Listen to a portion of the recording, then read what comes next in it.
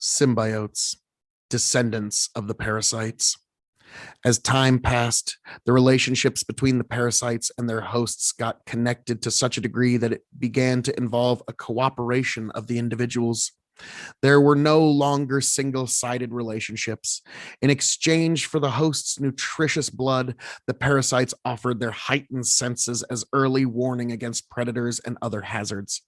A great arms race of symbiotic relationships thus commenced. Certain parasites offered their host larger eyes, others sharper senses of smell, hearing, or even additional defensive weapons in the shape of venomous saliva, malodorant sprays, or an extra bite.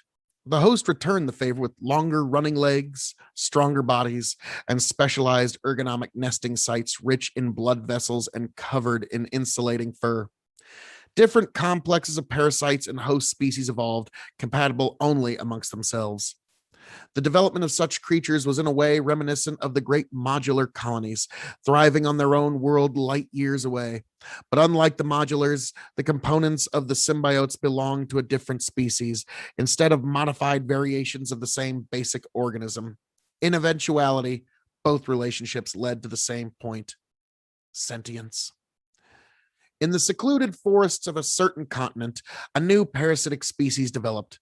They did not have the ballistic poison sprays, infectious stings, or the grossly hypertrophied arm claws of their relatives. Instead, these parasites offered a simpler bargain: inability to think in return for total submission. Initially, this relationship was more like a horse and its rider.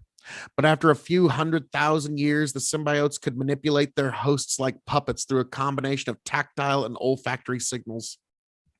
A few more millennia, and these combined beings developed an order not unlike our own, complete with countries, politics, and even war, albeit reduced in the newly globalizing world culture. In this age, technology filled most functions of the host, but a thriving husbandry of these creatures still remained due to tradition and simple efficiency. An average symbiote would begin the day on his business host and move on to a more comfortable domestic one when they returned home after work.